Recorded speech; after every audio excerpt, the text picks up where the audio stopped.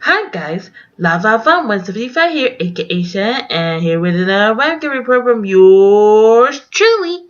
And today's webcam report will be two-parted because not only I write down the Winter Olympic Games as it happened, I also wrote down some other news as well. And the first one will be really long. So that's why I cut it up into two parts. So without further ado, I'll get started.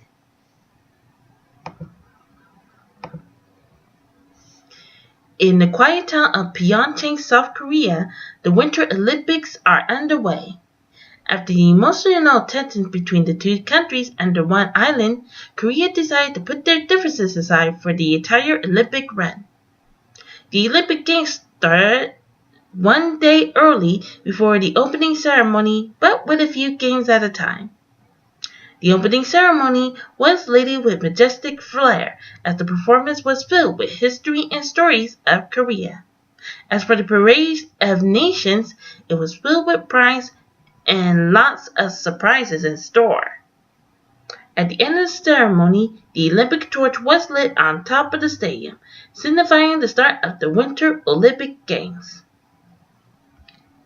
In the figure skating competition, the stage was set for the best and elite figure skaters as they skate their way to the top. The first part of the competition was the team skating competition, which started a day early before the opening ceremony. For the U.S., their focus was on Nathan Chen, Brady Tennell, the brother and sister duo Maya and Alex Shibutani, Mirai Nagatsu, and the rest. One skater must skate for their own team in order to win for gold. Nathan Chen, known for doing 5 quadruple spins in a single program, flubbed a little in his Olympic debut. The next week, he tried again in a short program where he flubbed it again. Worried that he might not make it to the podium, Chen practiced just in time for the men's free skate program. As luck would have it, he landed 5 quadruple jumps perfectly, with one more just for kicks. He had a high score for almost the rest of the competition. He didn't make it to the podium, however, but he was glad he finished it off with a bang. Meanwhile, Brady Tennell held the fort by skating the best she can for her team. Chris and Alexa Karam, a husband and wife duo, put the whole world on attention as they skated with grace. But the real star was Mirai Nagatsu, who made history after landing a triple axel in her free skate program. The U.S. team won bronze in the team skating competition. In the halfpipe competition, snowboarders practiced day and night before the games, keeping their gold medals on their minds. But two of the best snowboarders knew what victory felt like. In the women's snowboarding halfpipe, Chloe Kim, known for her funny personality, dominated the competition by sticking on to first place. She was the youngest snowboarder out there, dating back from when she was only 4, when she was first started, and started competing back when she was 6. She was too young to compete in the Olympics back in 2014, but all her hopes and practicing paid off in the end. Another best snowboarder, Shaun White, hopes to get the gold this time after not winning one back at the 2014 Sochi Olympic Games. Not only that he'll win for his best high-flying spins and flips, the gold medal will also be medal 100, which will be the first in the Winter Olympic history to go past this mark.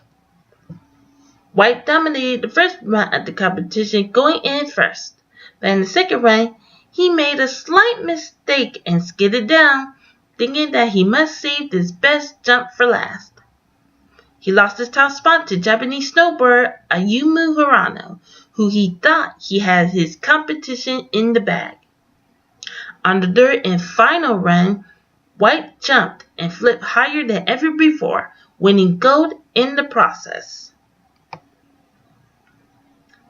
In alpine skiing, after so many delays and postponement due to extremely high winds, so windy that some of the venues from the Olympic Village was blown away, it was time to have their moment in the spotlight.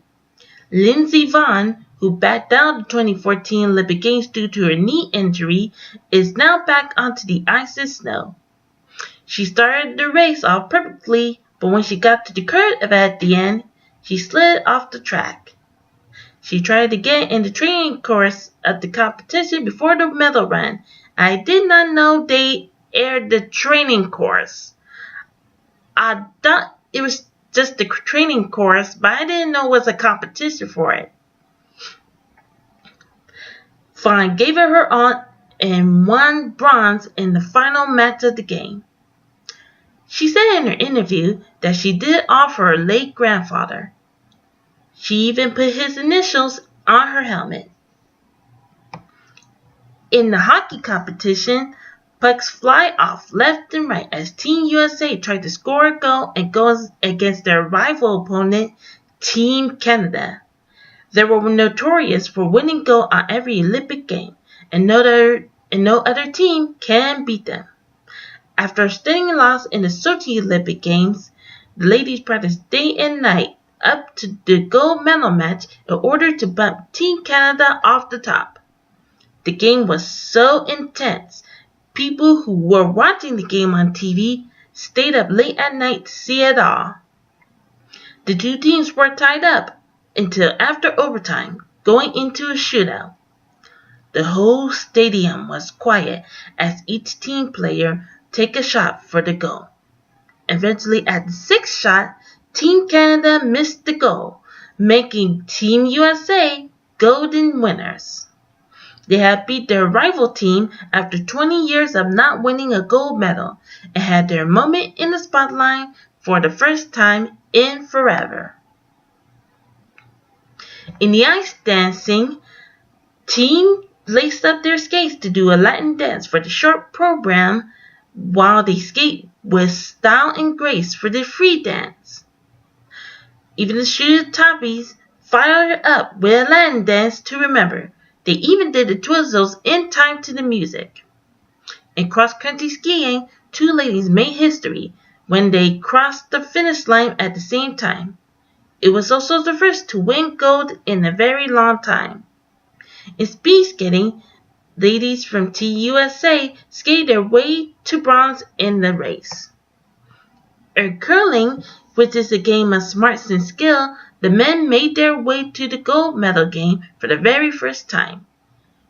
They had beat Sweden in the gold medal match and celebrated their victory. And in bobsledding, two ladies speeded down a slippery slope all the way to silver in the final run of the competition. After all the trials and tribulations of the games and all the stories that they shared to each other, it's time to end the games and take what they have to share in their hometown. The closing ceremony was filled with high energy and love as they thanked Korea for hosting the games for the past 2 weeks. They also thanked the volunteers for helping them in the games. They handed over the Olympic flag to Beijing, China for the 2022 Winter Olympic Games, and they extinguished the Olympic torch from up top the stadium. Soon all the athletes from around the world partied the night away, never forgetting their experience they had in the majestic world full of wonder. And so that's it for me. Oh, wait a minute. I forgot there is some other news to share throughout the month of February, but that'll be for part 2. So, until you click on the next one, I'll just wait here. Okay, let's see. What am I on? Oh yeah, I'm on the thing and okay.